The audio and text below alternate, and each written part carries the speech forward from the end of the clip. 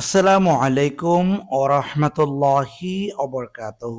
সম্মানিত আমার শ্রেণীর প্রাণপ্রিয় ভাই বন্ধুরা, আশা করি আল্লাহর রহমতে আপনারা সকলেই ভালো আছেন।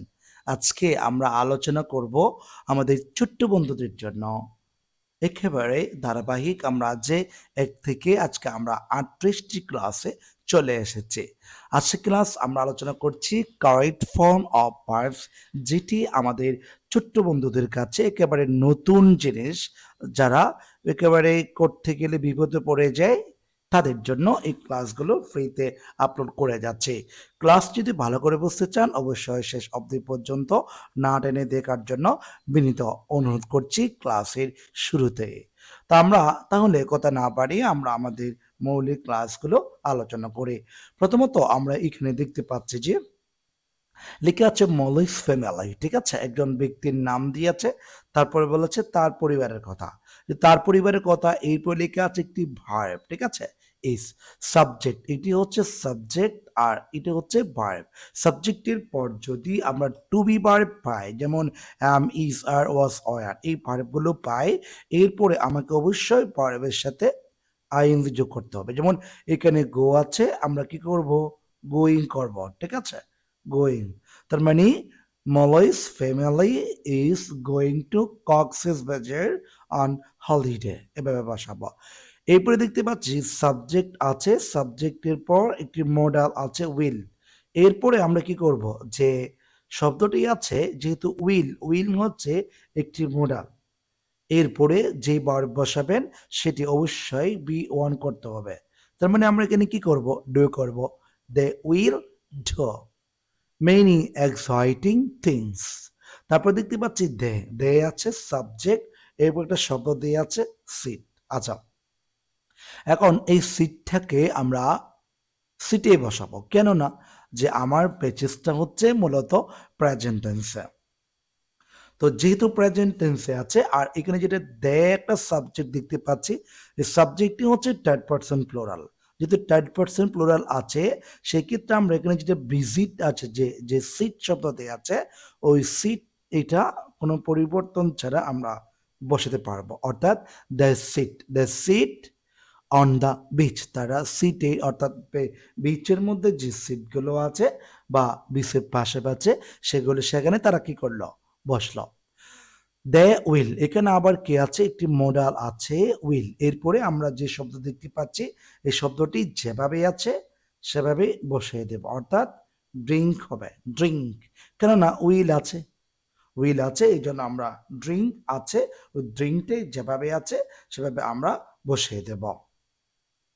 আচ্ছা, এরপর আমরা কি করব? এরপর আমরা পরবর্তী যাচ্ছি। পরবর্তীতে আরেকটা শূন্যস্থান দেখতে পাচ্ছি। শূন্যস্থানটা হচ্ছে এখানে ই, তবে আমরা গ্যাপটা দিই না এখানে, ঠিক আছে? এখানে একটা গ্যাপ হতে পারে, আমি গ্যাপটা উপরে দেয়া আপাতত করে দিয়েছি। যেমন এখানে লিখে আছে দে হচ্ছে সাবজেক্ট, এখানে যেটা ইট শব্দ দিয়েছে সেটা কি হবে? আমাদের এখানে যেভাবে আছে সেভাবে থাকবে, অর্থাৎ ইট আছে, ইট থাকবে। কেন ইট হবে বলুন তো? যে আমার সাবজেক্ট হচ্ছে থার্ড পারসন প্লুরাল, এই জন্য আমরা ভার্বের সাথে এস বা ইএস যোগ করব না, যেভাবে আছে আমরা সেভাবেই বসানোর জন্য চেষ্টা করব। আচ্ছা, এরপরে আমরা পরবর্তী যাচ্ছি। পরবর্তীতে আমরা আমাদের যে পরবর্তী আরেকটা আছে, এটাও বলে গ্যাপ দেওয়া হয় নাই, যে এখানে উই আছে, উইর পরে এখানে একটা ড্যাশ হওয়ার কথা ছিল, ঠিক আছে? এই ড্যাশের মধ্যে সিটটা বসাতে হবে। সিট যেভাবে আছে আমরা সেভাবেই বসিয়ে দেব, কোনো পরিবর্তন ছাড়াই। আচ্ছা, তার মানে we sit on the beach and my fruits. তারপর বলছে the family won't, the family won't, এটা হচ্ছে ওন্ট মানে হচ্ছে মূলত উইল নট, ঠিক আছে?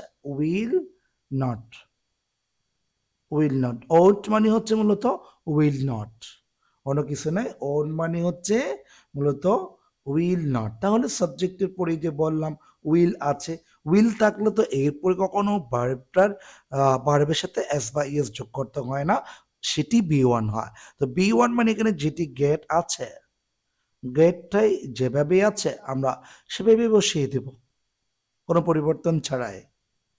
আচ্ছা, এরপর আমরা পরবর্তী দেখে নিব জি নাম্বারটা। জি নাম্বারে আমরা দেখতে পাচ্ছি এখানে লেখা আছে সাবজেক্ট হচ্ছে দে, তারপর দেখতে পাচ্ছি কক্স, যেখানে লেখা আছে গো। দে যেহেতু থার্ড পারসন প্লুরাল, সেক্ষেত্রে গো যেভাবেই আছে আমরা সেভাবেই বসাবো, এটার সাথে কোনো কিছু করব না। কেননা এখানে আমাদের অতীত নির্দেশক কোনো শব্দ আমরা দেখতে পাচ্ছি না, বা ভবিষ্যতে যাবে এমন কোনো আলামত আমরা পাচ্ছি না।